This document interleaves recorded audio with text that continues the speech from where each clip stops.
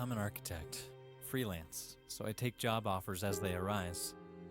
So when this guy called me, I was relieved I could finally get a paying job.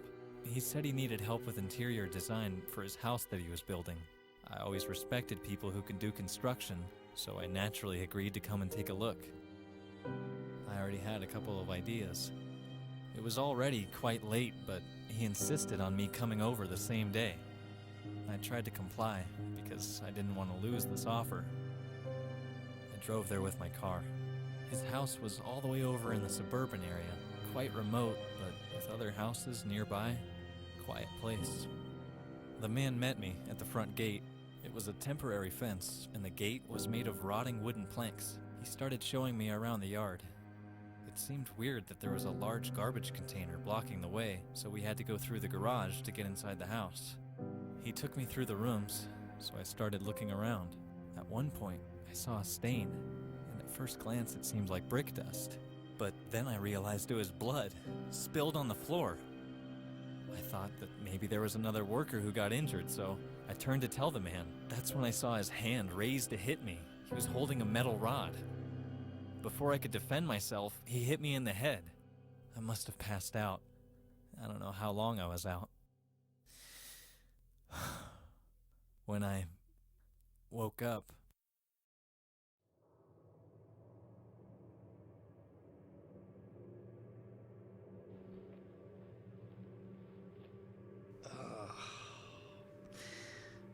that hurt.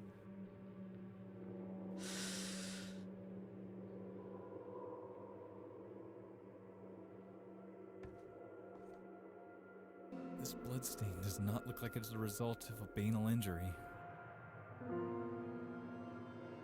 It seems fresh. The blood hasn't completely dried out yet. This looks like something was being dragged across the bloodstain.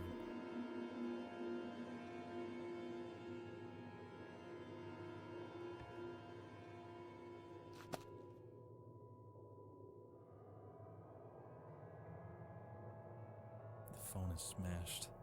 No way it's gonna work anytime soon.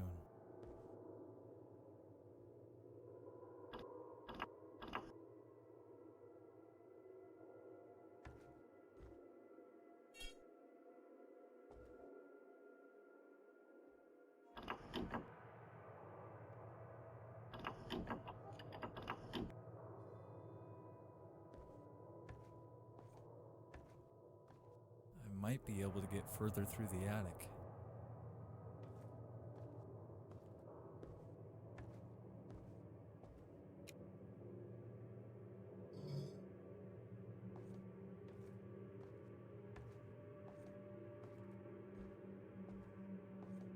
The rod is loose.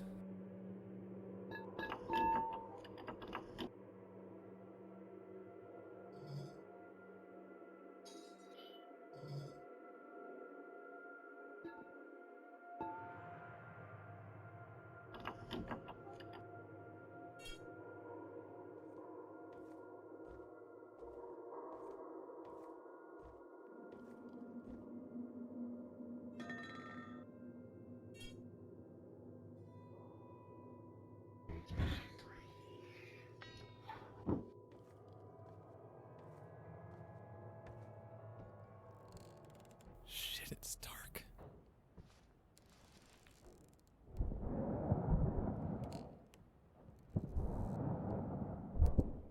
What the hell was that? There we go.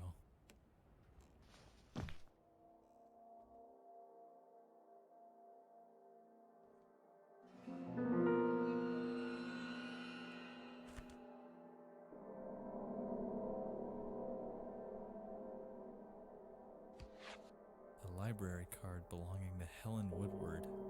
How did it get here?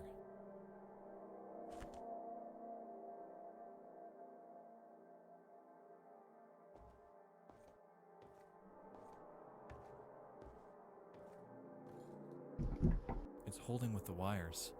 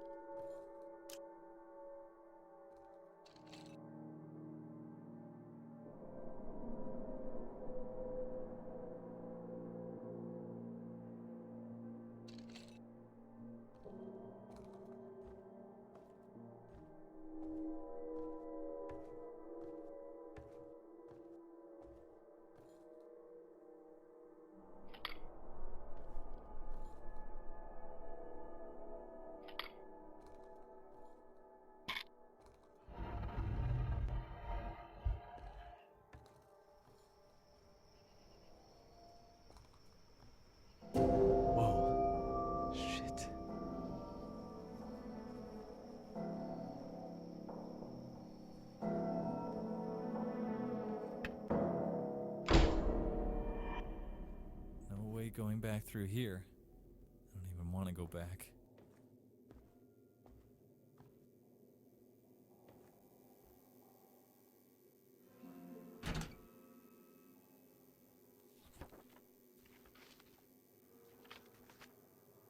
The fuse box opener is locked in the old house in my duffel bag.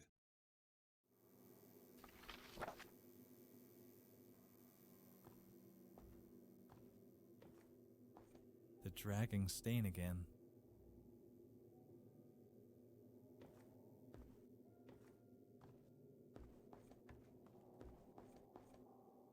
I don't like the look of that dark corridor. Let's see if the light switch is working.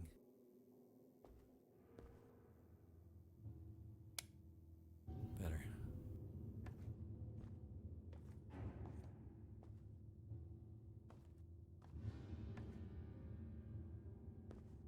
What the hell?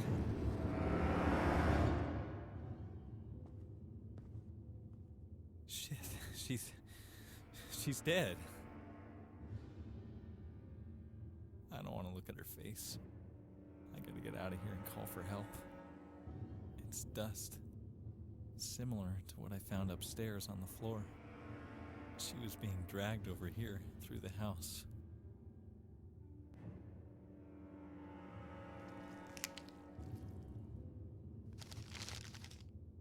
It's the address of this house.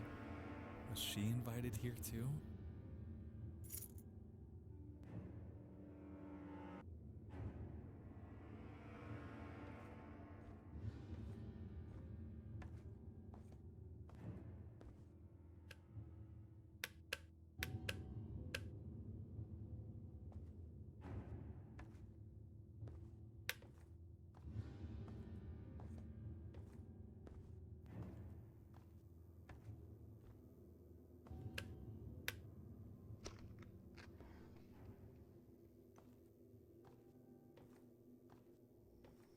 Finally out of the house.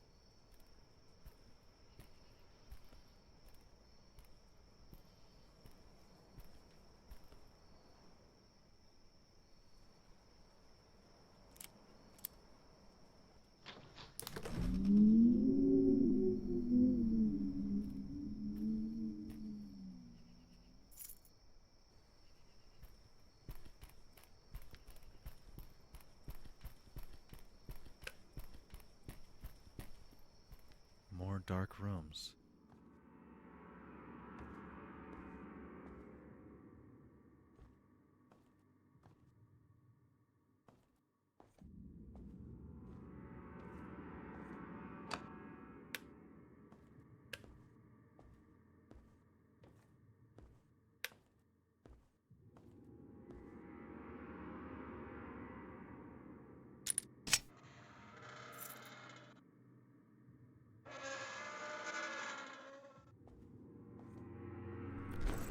Anything useful here? What's this? Ah, I believe this thing can open fuse boxes.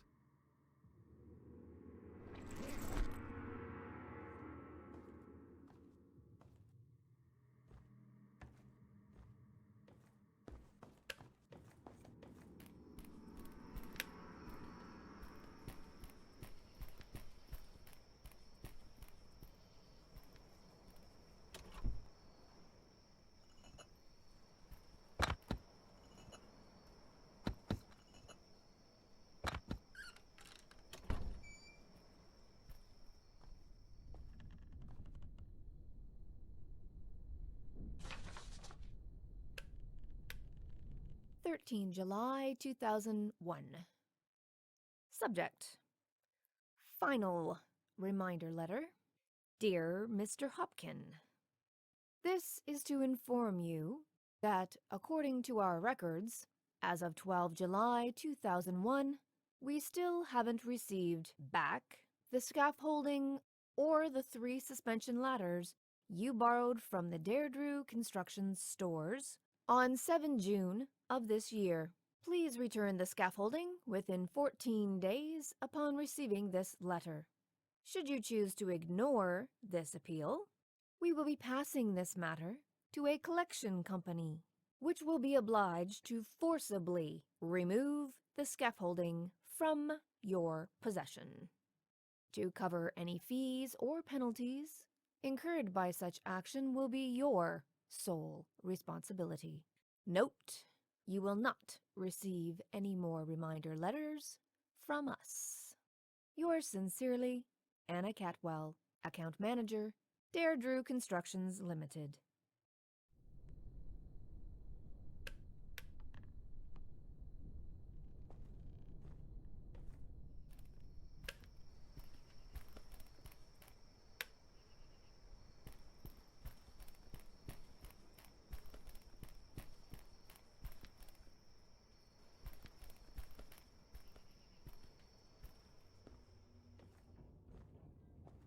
This is the way out.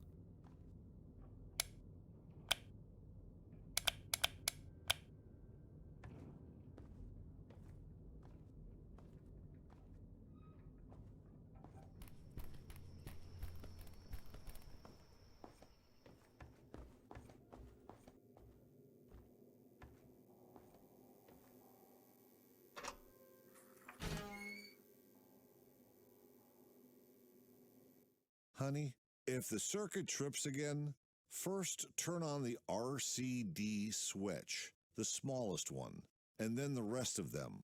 The orange one last. Make sure you first hear a click after you turn the RCD on. It may take a couple of seconds, otherwise it will trip again. I need to take a look at this before we hand the keys over to the new owner.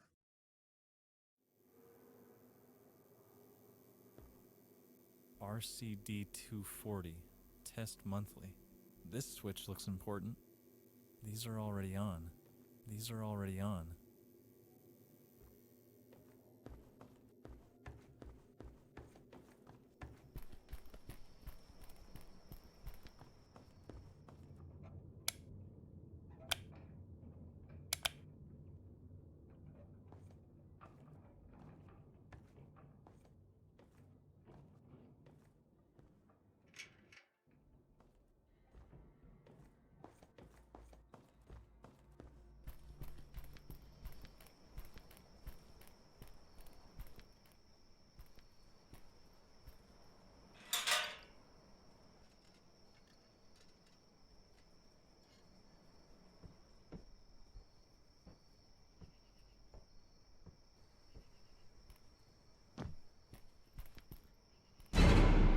Jesus!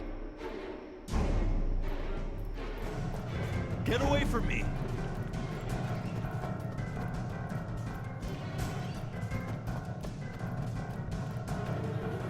There he is! This is Whitewater Police. Stay where you are. You're under arrest. Get down on your knees. But I didn't do anything! Get on your knees, now! You are under arrest.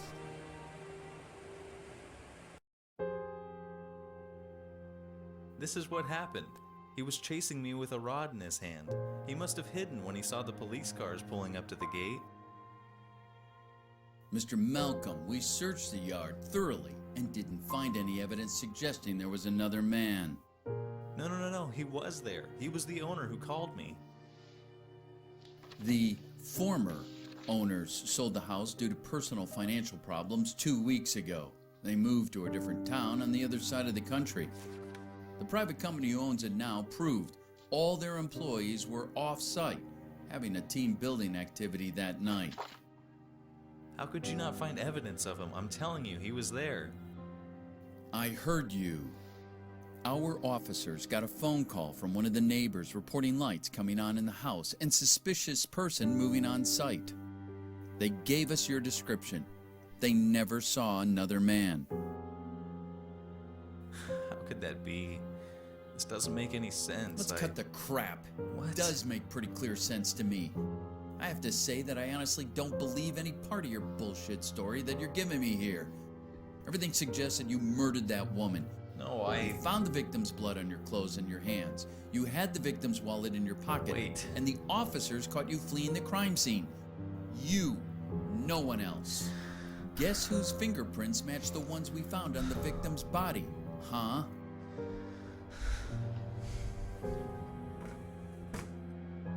I don't know why you murdered that woman, but I'll guarantee you're never getting out. You're going down, Mr. Blameless.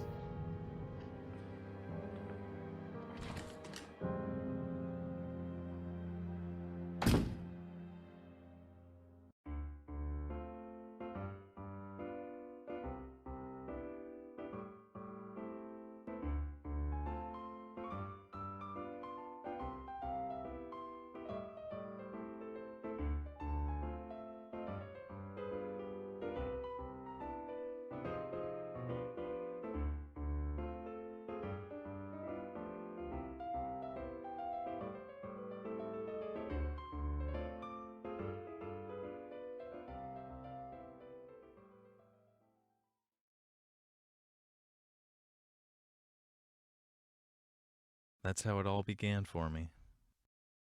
And it was far from over.